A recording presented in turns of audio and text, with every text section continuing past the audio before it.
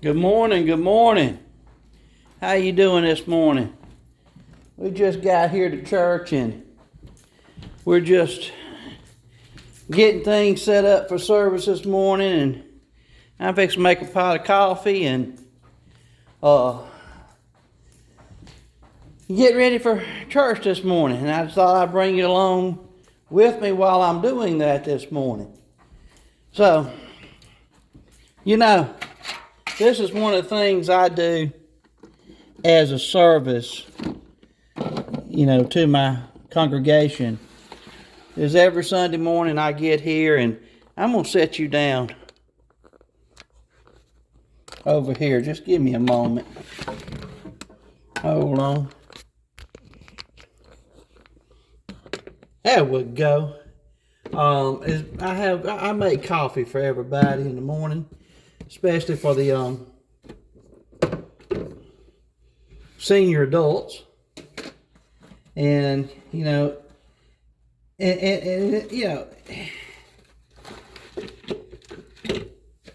that's what we're supposed to do. We're supposed to be willing to serve others and help others out.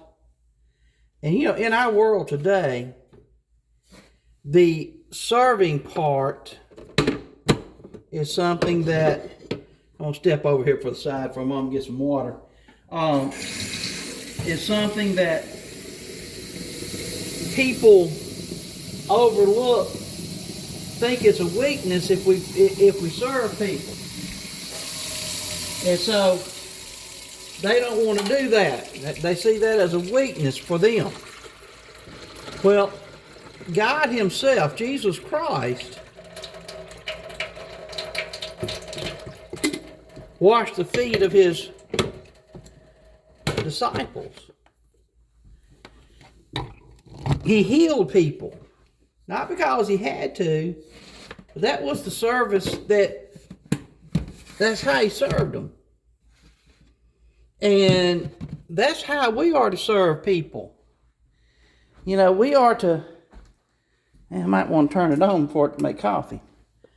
We are to serve people and to help people and to be there for people and make sure that everyone has what they need and take care of people and let people know that, hey, we love you, we care about you. And I think about the phrase in John 3:16, for God so loved the world that He gave His only begotten Son. God loved us so much, He was willing to give His own Son so that we'd have an opportunity to be saved. So, let me bring it down a little bit. There we go. So, why do we find it so difficult to help others, to do for others?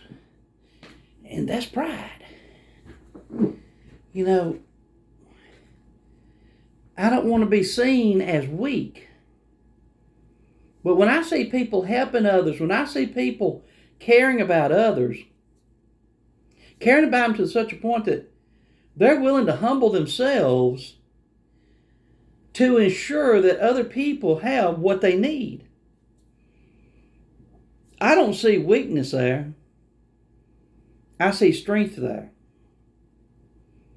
I see God there.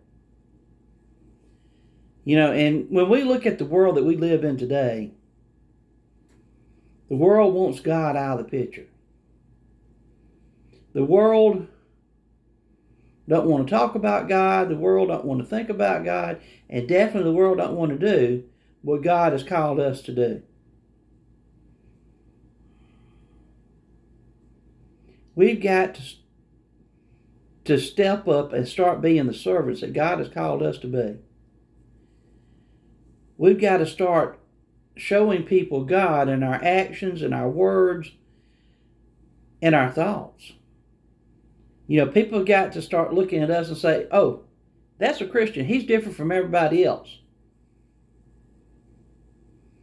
Used to, as a pastor, if you walked into a place and people were cussing, they'd stop.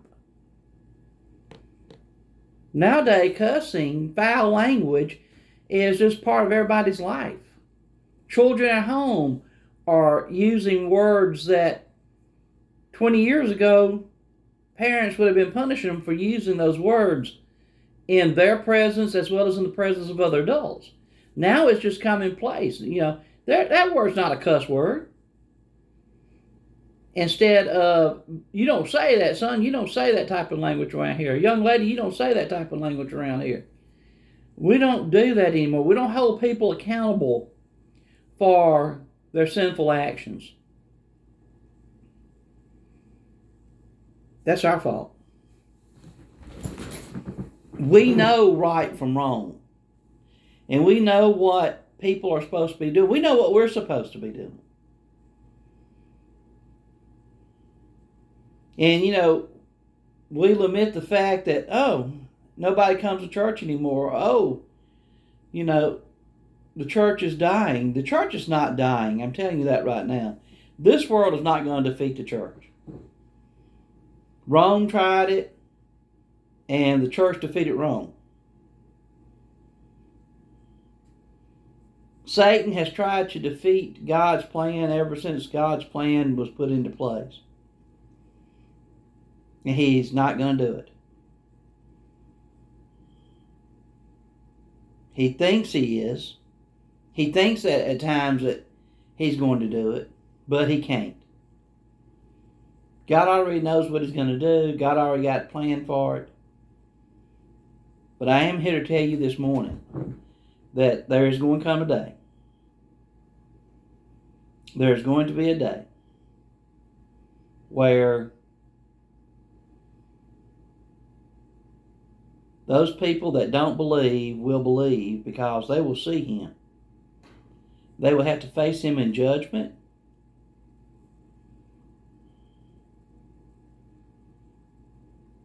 And he's not going to judge their sins. That's already been taken care of. That's already been judged. He's going to judge why they didn't believe. And I'm here to tell you this morning, you need to look at yourself. You need to make sure that you believe what you believe, because you can't sell it to somebody else if you don't believe it. You can't sell it to somebody else if you don't believe it enough to live it. You can tell them all day long till you're blue in the face, but until you show them that you believe what you believe, no matter what, and you're going to live what you believe, no matter the consequences, they're not going to listen to you. You see, that's why with so many people getting saved in the stands of the Colosseum as the Christians were being burned at the stake or fed to the animals or being killed in numerous and horrible ways, they looked out there and they said, those people believe what they believe so strongly, they're willing to suffer this for their God. I want some of that. I want to have that type of faith. I want to know more about it. And man, people are getting saved in the stands all around. As the Christians were burning, as the Christians were being fed to the animals. Do you have that faith today? Do you have that belief today? You can. You got to just believe in Jesus Christ. He gave his all for you, and we are to give our all for him. Are you willing to do that today? We've been on here about 9.5 minutes. And I hope that was 9.5 minutes that changed your life. Until next time, I pray that you believe what you believe, that you surrender your all to the one who gave his all to you, and that you'll go forth And you'll tell your friends, you'll tell your neighbors, you'll tell your coworkers about Jesus and what He's done for you. God bless you, and see you next time.